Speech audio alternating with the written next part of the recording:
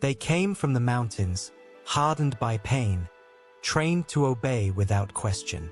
They were few. They were outnumbered. And yet, they stood in the path of the greatest army the world had ever seen. Steel clashed, arrows darkened the sky, and blood soaked the earth. At the center of it all was a king who had been molded into something almost inhuman, a weapon shaped by fear, discipline, and an unflinching devotion to a city that demanded total sacrifice. This is not the story of clean heroism. This is the story of the monster they made, the man who chose death over retreat, and the price the world paid to witness it. Stay with us till the end for valuable insights. Like, subscribe, and share to support the channel.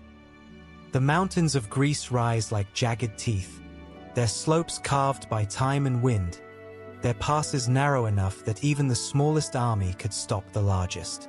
Among these natural choke points lay Thermopylae, the hot gates, a strip of land so tight that it could turn the tide of empires. Into this funnel stepped Leonidas, king of Sparta, flanked by 300 men handpicked not for comfort or mercy, but for their capacity to endure pain, to follow orders, to become instruments of death without hesitation. The air was thick with anticipation, yet no one at Thermopylae could fully understand what was coming. On the horizon, the Persian army appeared, a sea of soldiers, banners fluttering like an ocean of gold and crimson. Xerxes, the king of kings, had marshaled hundreds of thousands, warriors from every corner of his empire, each trained to obey his word without question. The sheer scale of their numbers should have been enough to crush any resistance. Yet here, in this narrow strip of rocky coastline, a small band of men prepared to make a stand that would echo across the centuries. Leonidas did not gather soldiers to achieve glory. He gathered men to die in a place where death itself would be transformed into a weapon. Every decision he made was calculated for maximum effect: to stall the Persian advance, to buy time for cities further south, to force the stories of courage that would shape the Greek world. He understood the impossibility of victory. He understood that Thermopylae would be written as a defeat, yet he embraced it, because in death there was power, and in sacrifice there was strategy. The Spartan soldiers, and their allies from Thespae and other city-states, formed their phalanx along the narrowest stretch of the pass. Shields interlocked, spears leveled, eyes fixed on the approaching tide of the Persian army. This was not a formation designed to advance. It was a wall designed to endure, to absorb, and to inflict maximum pain. Every man knew that stepping out of line was a crime worse than death. To fail here was to betray not just a city, but generations of ancestors who had built Sparta into a society where weakness was a sin. 4 days, the Persians poured themselves into the pass, wave after wave of soldiers battering against the narrow wall. The Greeks surged forward, then fell back, each step measured, each movement designed to inflict the highest cost. Spears shattered, shields splintered, and yet the line held. Leonidas was in the front, among the first to strike, among the first to take wounds and return to the fight. His presence was not just leadership. It was a declaration that retreat was impossible, that fear was irrelevant, and that death would not be dishonorable if it served the city. Behind them, the world moved without pause. In Athens, the population debated the Persian threat, unaware that the fate of Greece was being decided in a narrow corridor of rock and blood. Meanwhile, in Sparta, religion dictated constraints even a king could not ignore. The Carnia festival was sacred. No campaign could legally begin, no soldier could march, yet Leonidas disregarded the timing entirely. Every step he took was a violation of law, a break from piety, a decision made in the shadow of inevitability. The first arrows rained down, piercing armor, lodging in flesh, filling the air with the metallic scent of blood. Persian cavalry circled the heights, their war cries echoing against the cliffs, but the Greeks were immovable. Each Spartan who fell was replaced by another, Each spear thrown was replaced by another thrust. By the second day, the battlefield had already been soaked with so much blood that the rocks themselves seemed to weep. And through it all, Leonidas remained the center of the storm, the monster forged by Sparta, a man whose humanity had been stripped away so that he could embody the city's will. He did not flinch. He did not hesitate. Every decision, every step, every strike was a machine of cruelty turned against the enemy. Yet even as death surrounded him, he knew the true weapon was not the spear, not the shield, not the sword. It was the story that would be told long after the sun set over Thermopylae. The first chapter of this stand was not glorious. It was brutal, bloody, and terrifying, and it had only just begun. The Persian army stretched as far as the eye could see, a living tide of men and horses that seemed to swallow the horizon itself. Each soldier marched with precision, their discipline drilled into them by the empire's most ruthless trainers. Among them were archers whose volleys could blot out the sun, cavalry that could outflank any ordinary force, and elite units whose reputation for slaughter was whispered across continents. Xerxes watched from the rear, a god among mortals in his own eyes, certain that the pass would crumble under the weight of his might. But the Greeks were not ordinary soldiers. They were instruments of Sparta, forged in a system designed to extract obedience from childhood. The Agoge trained boys to endure hunger, cold, and pain beyond imagination.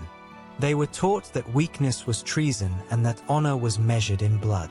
Leonidas had selected his 300 with care, men who could act as the perfect blade against a flood of enemy forces. Each Spartan was paired with allies, Thespians, and the bands, who shared only a fraction of their training but had committed themselves to the same fatal purpose: to hold the pass at any cost. When the first wave of Persians struck, the ground trembled under the sheer mass of soldiers.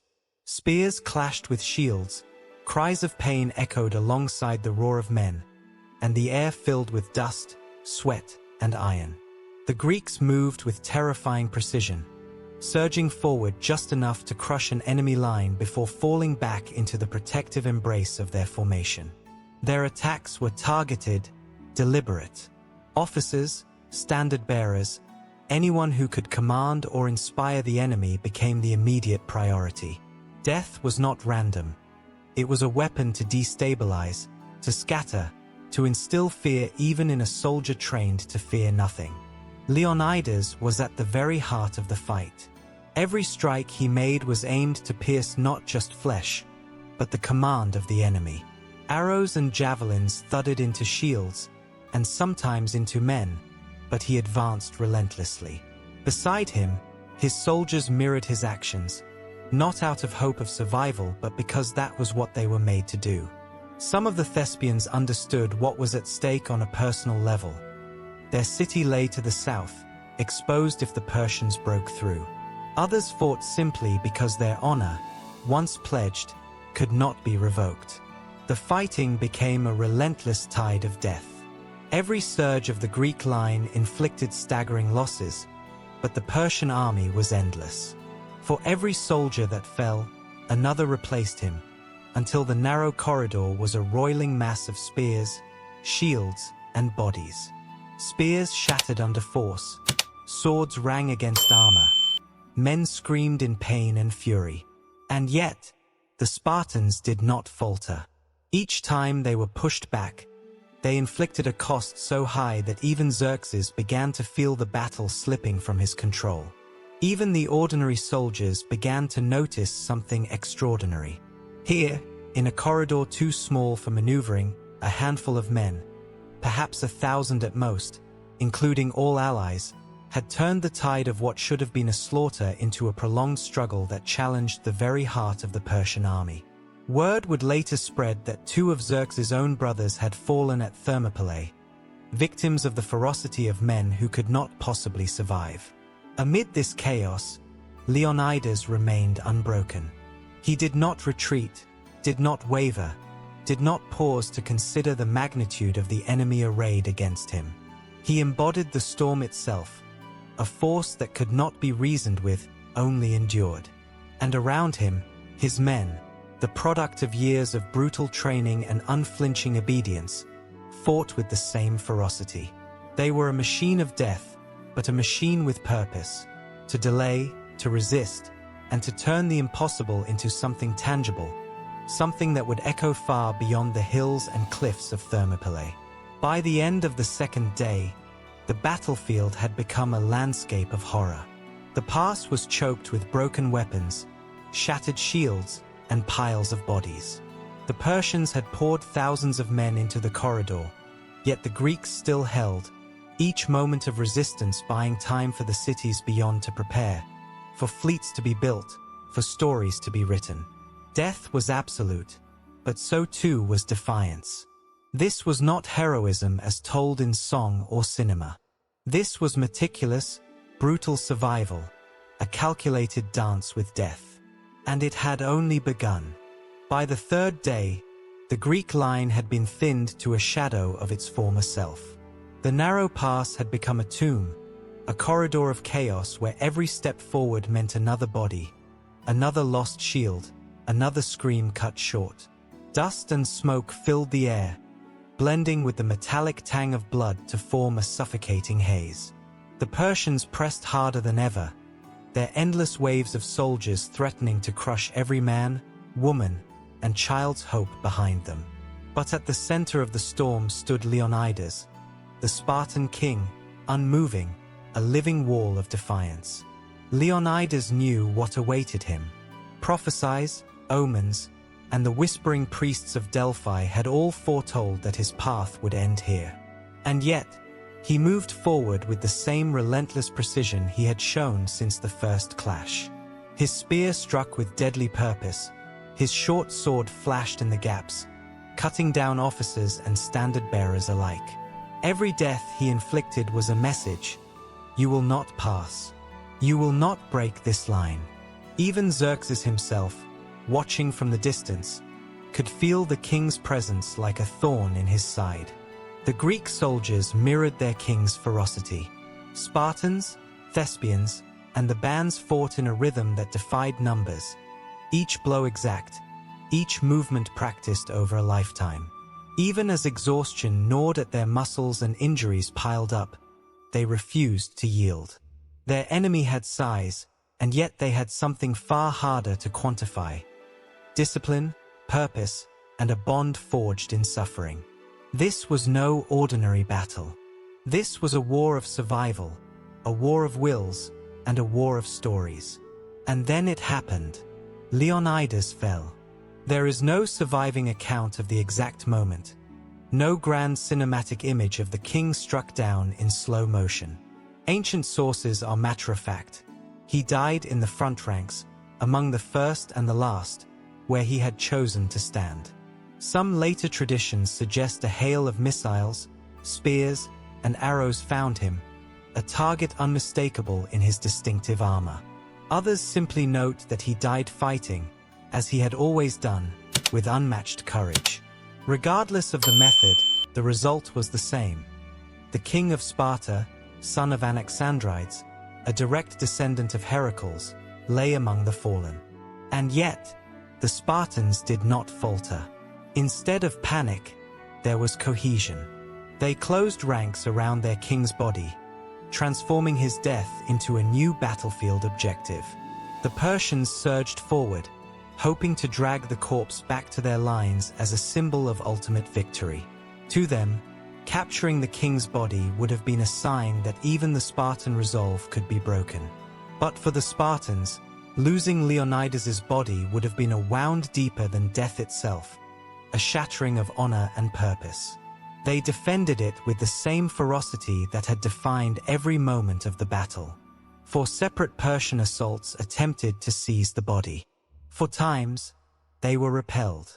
In the chaos, 2 of Xerxes' own brothers were killed, cut down by men who were already on the brink of death.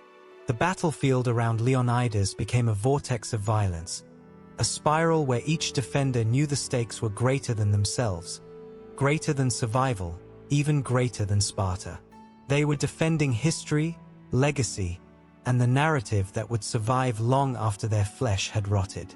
As the hours passed, the Greeks were gradually pushed back to a low hill at the rear of the pass. Their weapons were shattered, shields broken, armor in tatters. Still, they would not surrender. Short swords, daggers, stones, and even bare fists became tools of survival. The fight was no longer about formation or strategy. It was raw, animal fury.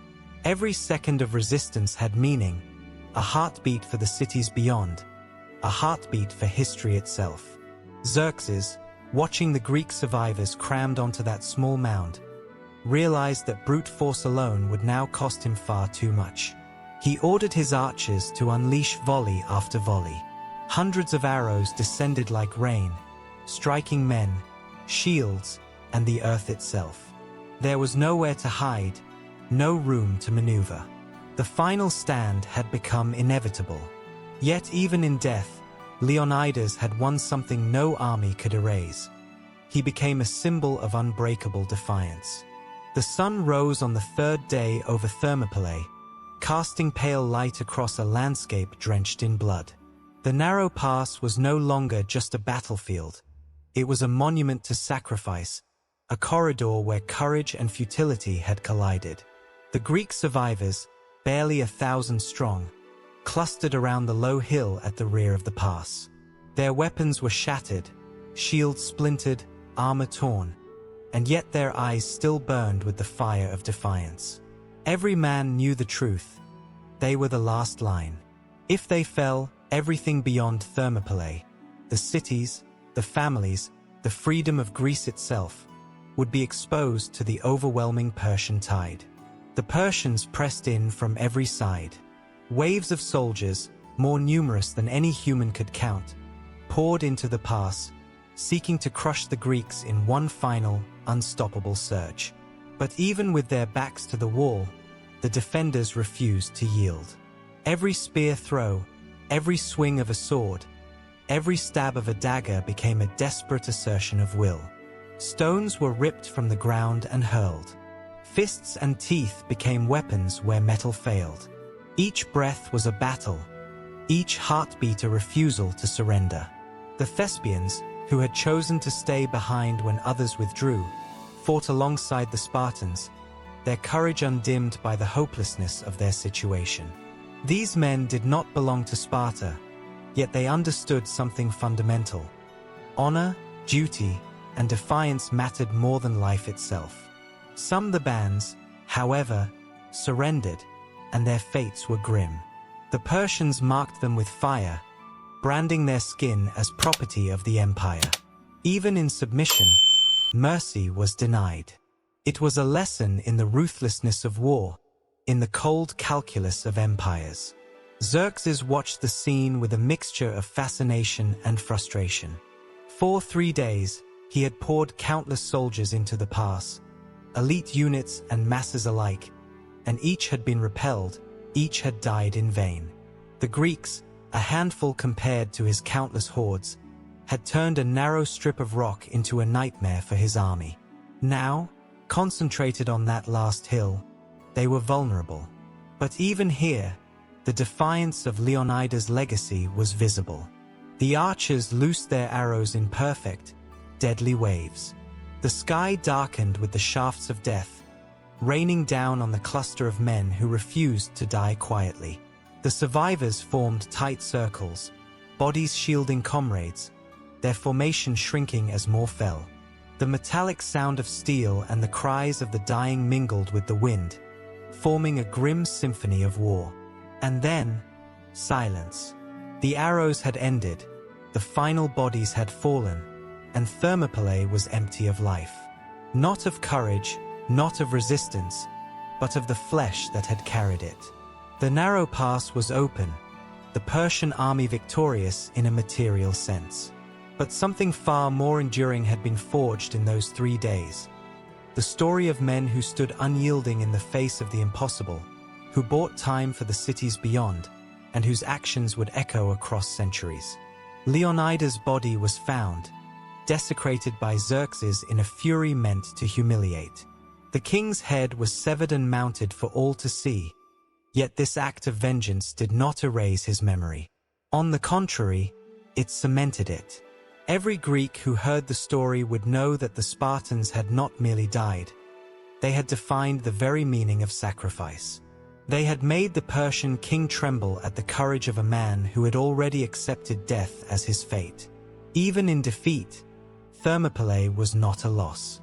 It was a story of resistance, of strategy, of courage measured not by survival but by the willingness to hold a line against unimaginable odds.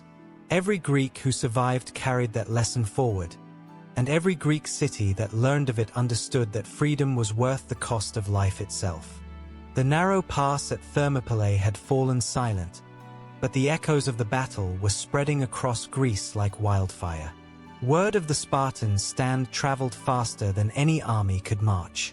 Survivors, runners, and spies carried tales of a small force holding back the might of an empire. The story was not just about swords and shields. It was about strategy, courage, and the brutal reality of sacrifice. Every city-state that heard it felt the tension, the awe, and the fear of what had transpired. For Athens, the news was both terrifying and galvanizing. The city had been debating, planning, and hesitating, unsure whether to commit fully to a military response. Now they understood what was at stake. The Persians were unstoppable in numbers, but not invincible in strategy. If Thermopylae had delayed them, even by a few days, it could give the Greek city-states the precious time needed to prepare their defenses, to move families to safety, and to assemble the fleet that would soon face Xerxes at sea.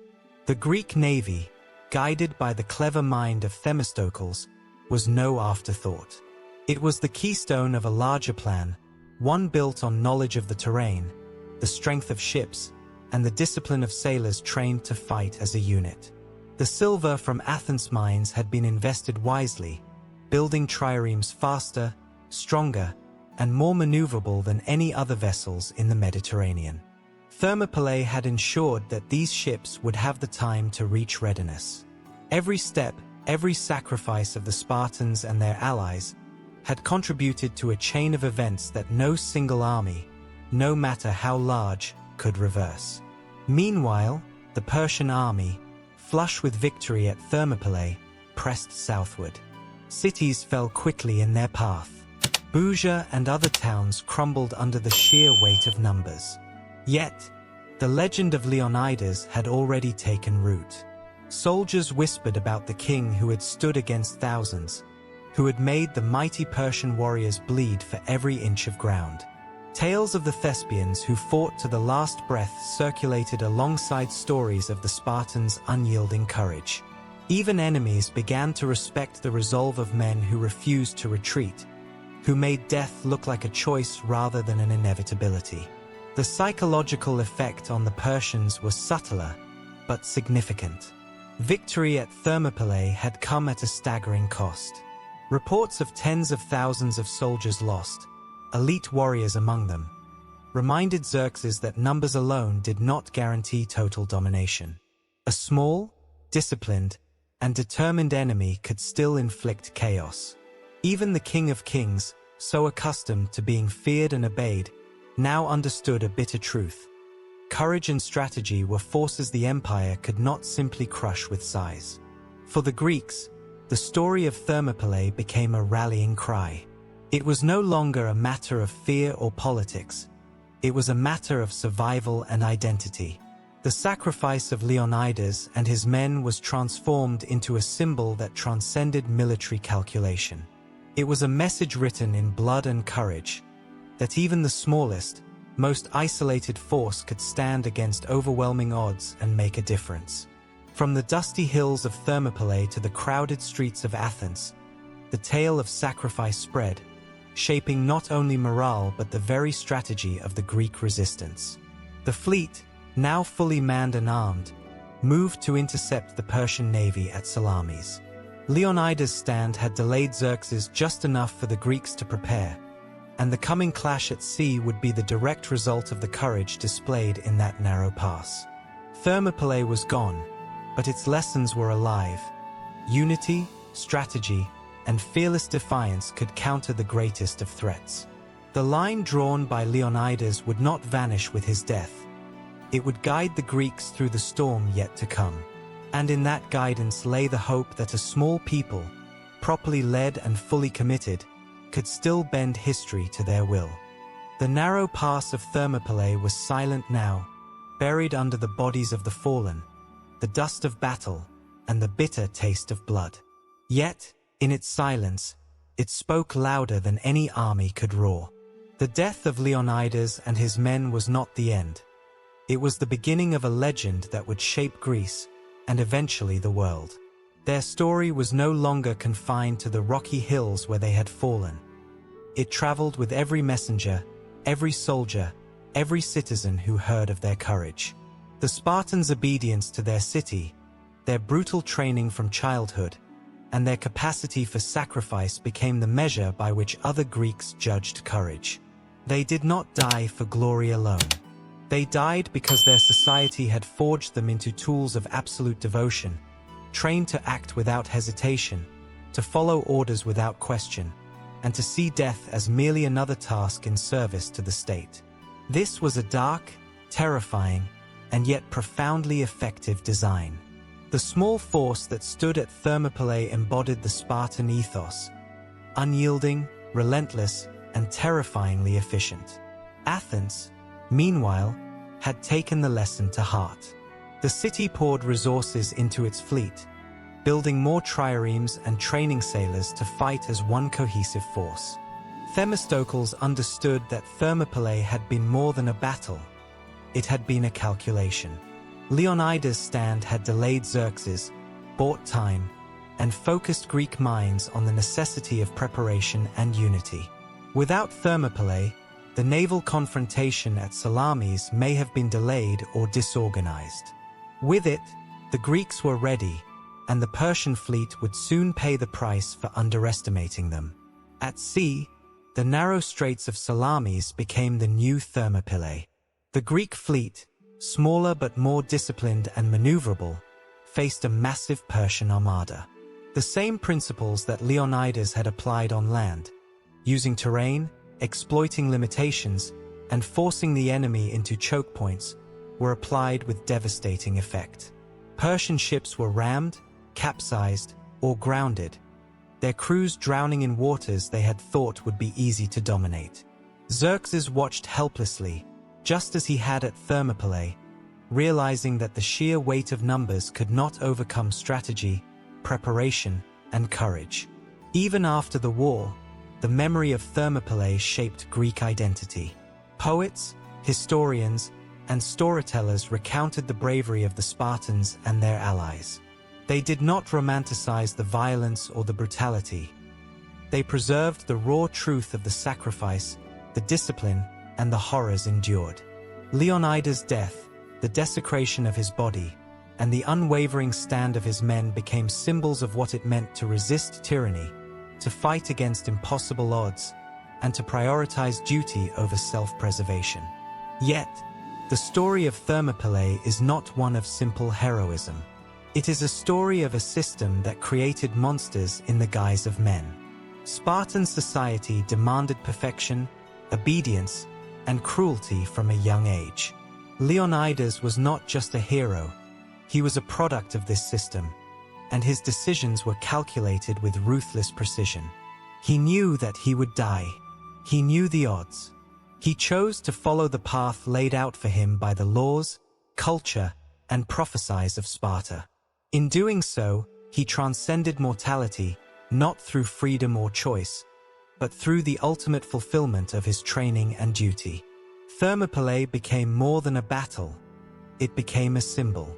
It proved that discipline, strategy, and resolve could counter overwhelming odds. It showed that even in the face of annihilation, a few could stand and make history.